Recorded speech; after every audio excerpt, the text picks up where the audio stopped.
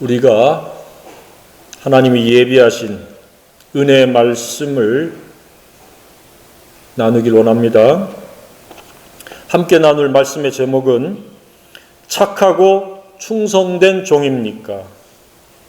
착하고 충성된 종입니까? 라는 제목으로 예비하신 은혜를 함께 공유하길 원합니다.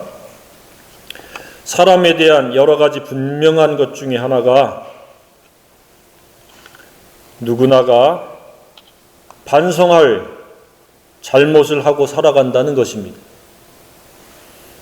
이 세상에 반성할 것이 없이 살아갈 수 있는 사람은 아무도 없습니다. 그 어떤 예외도 없습니다.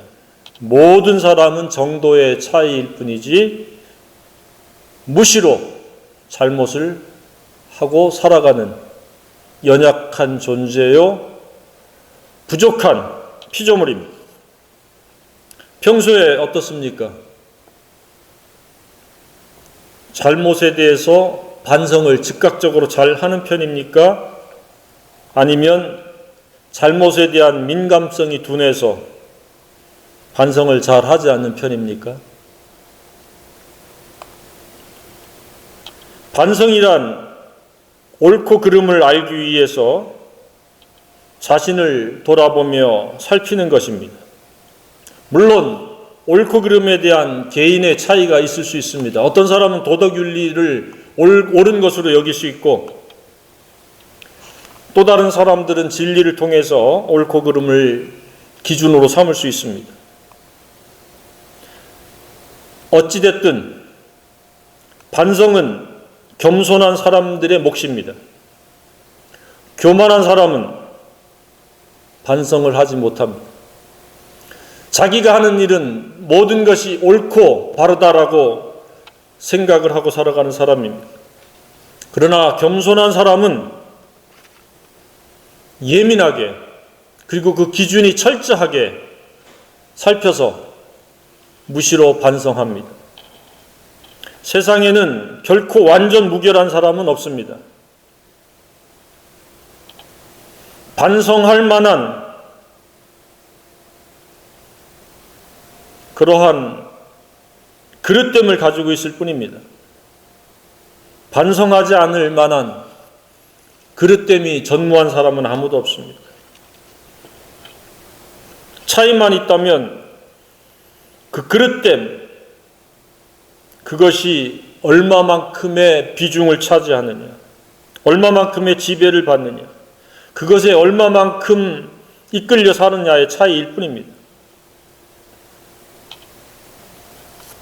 살아가면서 겸손하여서 옳고 그름에 민감하며 그릇됨이 있을 때마다 즉각적으로 반성할 수 있는 사람이기를 주님의 이름으로 축복합니다.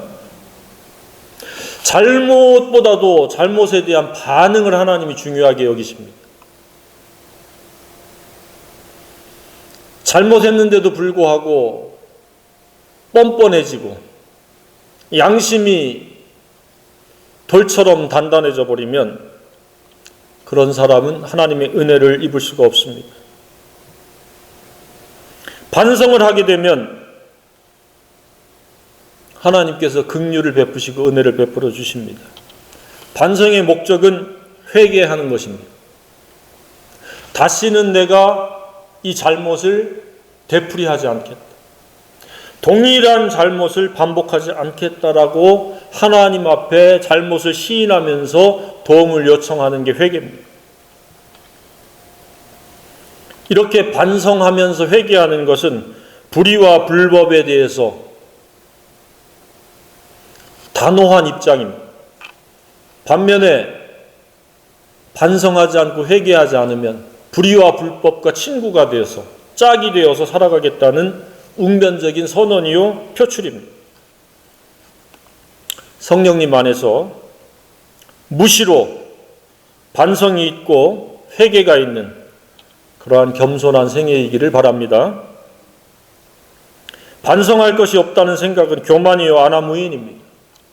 반성에 대해서 고려조차 하지 아니하고 살아간다면 그 사람은 하나님 앞에서 참으로 뻔뻔한 사람입니다. 자, 그러면 반성의 근거, 반성의 기준은 무엇입니까? 무엇으로 자신을 들여다보면서 무엇으로 잣대로 삼고 셀프 점검을 할 수 있겠습니까? 그것은 넓은 의미로는 하나님의 말씀 진리입니다. 진리를 비추어서 자기를, 양심을 비추어 봐야 됩니다. 자기 생각을 비추어 봐야 되고 자기 행실을 살펴봐야 됩니다. 좁은 의미는 하나님 앞에서 내가 착한지 여부를 살펴보는 것입니다. 단순히 사회적, 윤리적, 도덕적 잣대가 아닙니다. 하나님 앞에서 착한 것.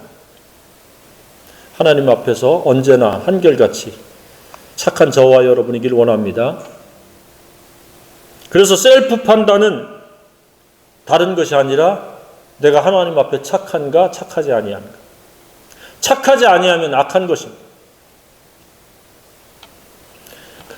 마태복음 5장 13절로 17절에도 너희는 세상의 소금이니 소금이 그 맛을 잃으며 무엇으로 짜게 하리요.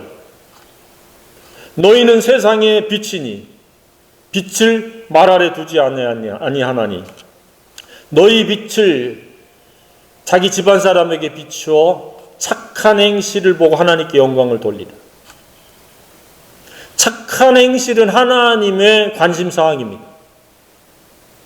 그것은 세상의 사람들에게 소금이요 자기 집안 사람들에게 빛의 역할을 하라는 겁니다. 그렇지 않으면 잘못된 반성입니다. 반성 아무리 해도 소용이 없습니다. 도덕적, 윤리적 반성은 다른 사람에게 피해를 최소화할 수는 있을지 모르지만 하나님과는 별반 상관이 없습니다. 착하지 아니하면 악한 자가 되어집니다. 이처럼 오늘 본문의 말씀은 정반대로 나뉘어진 두 부류의 종이 등장합니다. 세 명이 나오는데 그중 2명은 착한 종, 나머지 1명은 악한 종으로 언급되어 있습니다. 주님 앞에 어떤 종으로 살기를 원합니까? 착한 종으로 살기를 소망하기를 바랍니다. 오늘은 착하고 악한 것 외에 총 7가지의 차이를 말씀하고 있습니다. 그러니까 첫 단추가 착하면 충성이 뒤따르고 기타 등등등등이 따르는데 악하게 되면 나머지가 완전히 정반대로 나뉘게 됩니다. 이처럼 첫 번째의 차이는 악한 종이냐 착한 종이냐. 착함은 출발점이요 매우 중요한 관건입니다. 평소에 착함이란 무엇이라고 생각하고 살았습니까? 앞서 말씀드렸듯이 하나님 앞에서의 착함입니다. 하나님과의 관계에서의 착함입니다. 그러니까 하나님의 의도와 목적을 잘 알고 그것에 충성스럽게 헌신하는 것이 착함입니다. 구체적으로 살펴보면 사랑으로 말미암아 하나님의 분부한 그 분부를 잘 받아서 그것을 실행하는 겁니다. 실천하는 겁니다. 재능의 크기가 다를 수 있습니다. 5가지의 재능이 있는 사람과 1가지의 재능이 있는 사람, 4가지, 3가지, 2가지 이렇게 나뉠 수 있습니다. 재능의 크기는 그렇게 중요하지 않습니다. 자신의 재능의 분량만큼 하나님께서 분부한 그 책임, 역할, 그것을 다 하면 되는데 그것은 소금의 역할이요, 그것의 빛의 역할이에요. 그래서 5가지 재능이 있는 사람은 5가지 이상의 결과를 만들어야 돼요. 2가지의 재능이 있는 사람 2가지 이상의 그 결과를 만들어내야 됩니다. 1가지 가진 사람 1가지만 만들어내면 됩니다. 따라서 재능의 분량은 자랑할 것도 아니고 비교할 것도 아닙니다. 전적으로 주님의 권한입니다. 주권입니다. 재능이 많습니까? 그럼 더 많은 소금 역할을 하고 더 많은 빛의 역할을 하면 됩니다. 재능이 적습니까? 그럼 적은 만큼만 하시면 됩니다. 근데 문제는 그렇게 하느냐 하지 않느냐에 있습니다. 재능의 많고 적음과 뛰어남과 그렇지 않으면 우리의 몫이 아닙니다. 우리의 관심사항도 아닙니다. 나는 어떻게 하나님께서 내게 맡기신 착함의 근거인 세상 사람들에게 소금이 되어지는 것과 자기 집안 사람들에게 빛이 되어지는 역할을 할 것인가? 그것을 고민하고 그것을 간구하고 그것을 위해서 하나님 앞에 지혜를 구해야 됩니다. 그렇지 않고 때가 되면 어떻게 되겠지 하는 것은 악한 자의 특징입니다. 내게 주신 재능으로 말미암아 선한 결과를 만들어내는 데 집중하지 않으면, 그리고 한결같지 않으면 그는 한순간에 악한 종으로 전락되어지는 겁니다. 고린도전서 12장에 보면은 이 재능, 영적 은사는 9가지가 열거됩니다. 지혜의 말씀을 전하는 재능을 가진 사람, 지식의 말씀을 전하는 사람. 바울은 그렇게 말씀 사역에 있어서도 항상 두 부류를 나타냅니다. 씨 뿌리는 자와 물 주는 자. 지식의 말씀은 씨 뿌리는 자요, 물 주는 자의 사역은 지혜의 말씀 사역입니다. 적용하고 훈련하도록 해서 세워주는 사역이 지혜의 말씀과 물 주는 사역이라면, 지식의 말씀을 전해서 씨 뿌리는 자는 예수님이 어떤 분이요, 하나님이 어떤 분이요, 왜 믿어야 되는지에 대한 당위성을 설명하는 것이라고 생각이 되어집니다. 그 다음에 믿음의 은사가 있습니다. 병 고치는 은사가 있고, 능력을 행하는 것과 애언하는 것과 영들 분별함과 방언말함, 통역, 이런 9가지들의 은사들이 나옵니다. 중요한 것은 이 모든 일은 같은 한 성령이 행하사 그의 뜻대로 각 사람에게 나눠주시는 것이다. 왜? 합력해서 세상의 소금이요 자기 집안의 빛이 되라. 하나님께서 은사들을 주신 겁니다. 그래서 서로 그 은사를 사용해서 사람들을 빛으로, 진리로 인도하는 겁니다. 어떤 은사를 받았다고 생각합니까? 우연한 은사는 없습니다. 하나님 뜻을 위한 은사요, 하나님 영광을 위한 은사가 되어야 합니다. 그런데 악한 종은 이것을 땅에 감추었습니다. 착한 종은 이것을 통해서 열심히 재생산을 하고 있었는데, 악한 종은 땅에 감추어졌습니다. 땅에 감추어졌다는 것은 게으름도 되지만 썩어질 육체의 일을 위해서 하나님 나라와는 아무 상관없이 자기 은사를 사용했다는 겁니다. 영적인 하나님 나라 확장의 재생산에 쓰임받아야 되는데 육적인 것을 위해서 누군가 내가 안 해도 하겠지라고 하는 안일과 나태와 방종과 게으름에 빠졌다는 겁니다. 하나님께서 주신 재능은 먼저 하나님 나라 확장에 사용되어야 합니다. 그런 다음에 자신을 위해서 사용하는 겁니다. 하나님께서 주신 재능이 하나님 나라를 위해서 어떠한 우선순위에 놓여 있습니까? 그리고 얼마만큼 드려지고 쓰임받고 있습니까? 주님이 보실 때 착하다고 할 만큼 그런 우선순위와 태도가 이어지고 있습니까? 아니면 악하다고 할 만큼 육적인 것에 내 은사가 감추어져 있고 육적인 것이 전부가 되고 있다면 회개할 수 있는 성령의 조명하심이 있기를 바랍니다. 욕심을 위해서 은사를 사용하거나 자랑을 위해서 사용되어지면 악한 것이 되어지는 겁니다.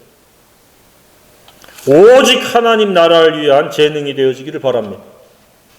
착한 종이 되기를 축복합니다.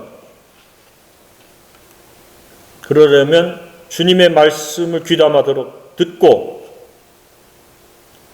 세상에 소금이 되는 일과 집안에 빛을 비추는, 진리를 비추는 그런 일들이 우선되어져야 됩니다.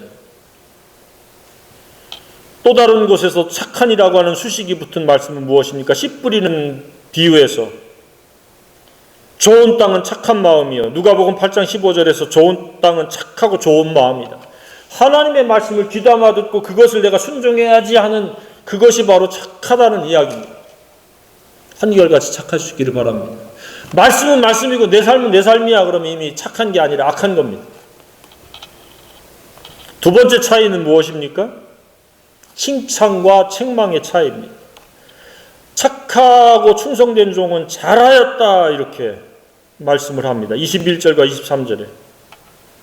반면에 악한 종은 있는 것까지 빼앗을 뿐만 아니라 어두운 데 내어 쫓아 책망과 꾸지람과 굉장한 수치를 당하게 됩니다. 칭찬이 있는 착한 종이 되기를 주님의 이름으로 축복합니다. 세 번째 차이는 무엇입니까? 즐거움의 참여와 슬픔과 울음의 차이입니다. 착한 종은 내 주인의 즐거움에 참여할지요. 21절 하반절, 23절 하반절에 두 번 반복돼요. 반면에 악한 종은 어두운 데 내어 쫓으라. 거기서 어때요? 슬피 울며 이를 갈미 있습니다. 후회, 번미, 슬픔, 눈물. 어떤 결과를 맞고 싶습니까? 하나님의 즐거움에 참여하는 그런 착한 종으로 살기를 주님의 이름으로 축복합니다. 네 번째는 어떤 차이가 있습니까?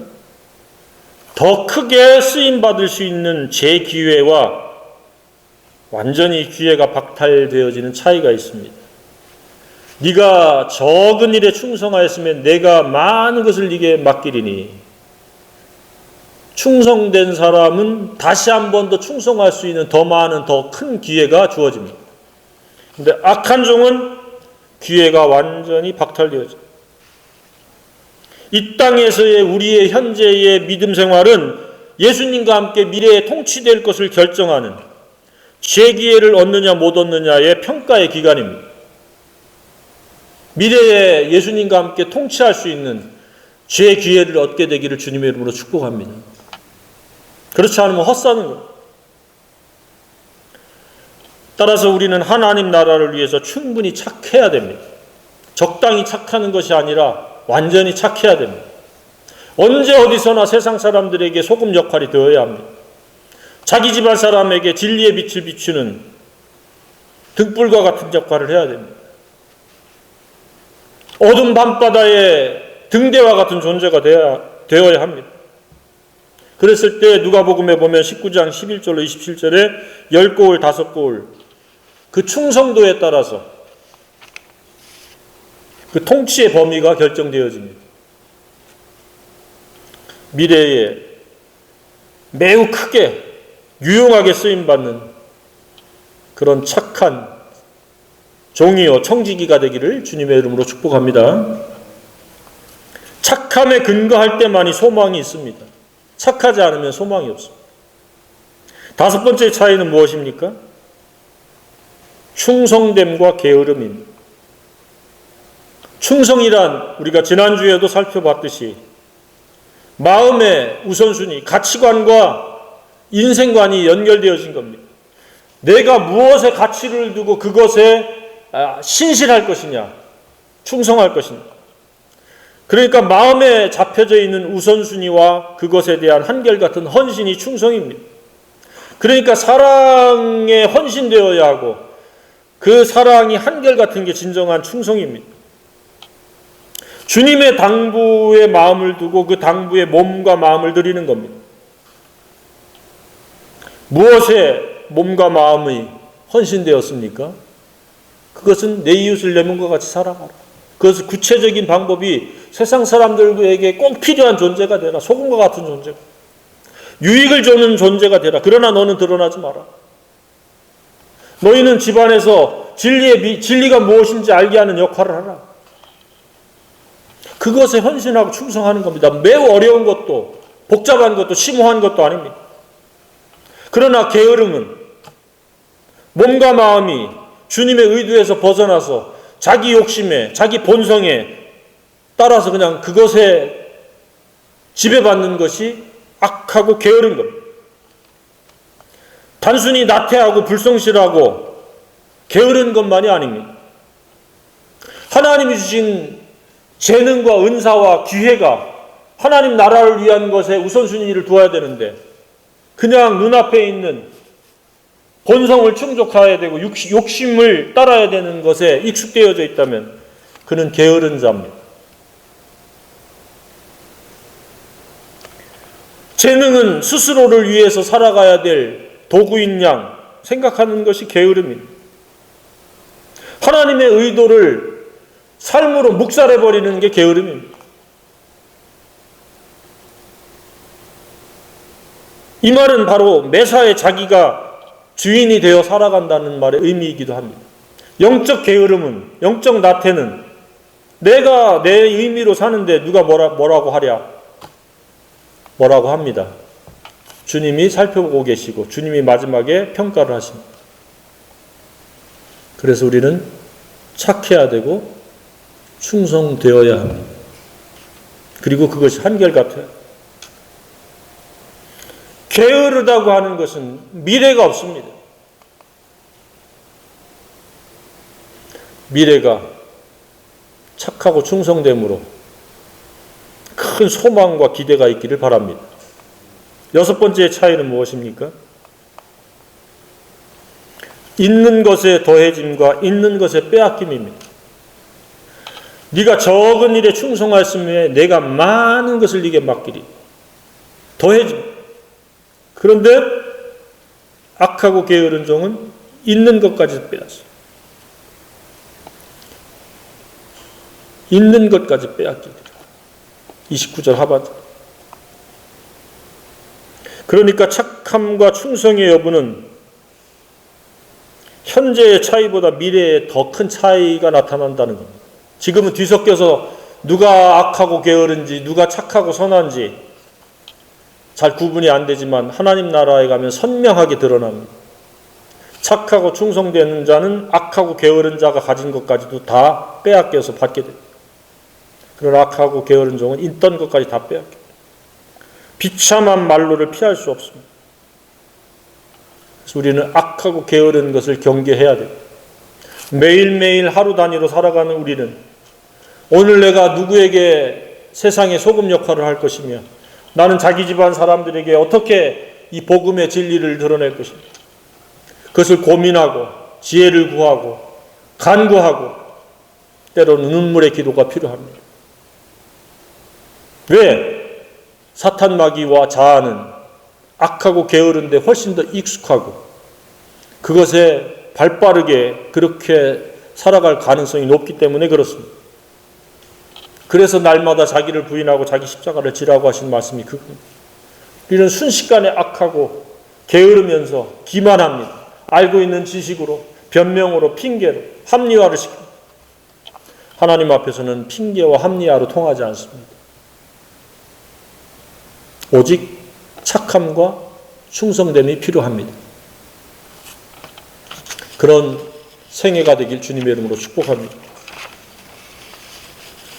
이 세상에 그 누구도 비참한 결과를 원하는 사람은 없을 것입니다. 그런데 원한다고 비참한 결과를 맞이하지 않는 것은 아닙니다.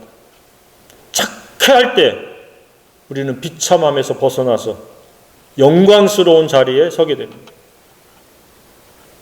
그러려면 주님이 주님 되셔야 합니다. 스스로의 인생이 스스로를 위한 것으로 살고 있다면 그는 어떤 직책을 맡고 있든지 어떤 직분의 사람이든지 어떤 활동을 얼마나 하는지 그건 중요하지 않습니다. 그는 악하고 게으른 종일 뿐입니다. 주신 은사, 곧 재능이 하나님과 하나님 나라를 위한 선한 도구가 되어야 합니다.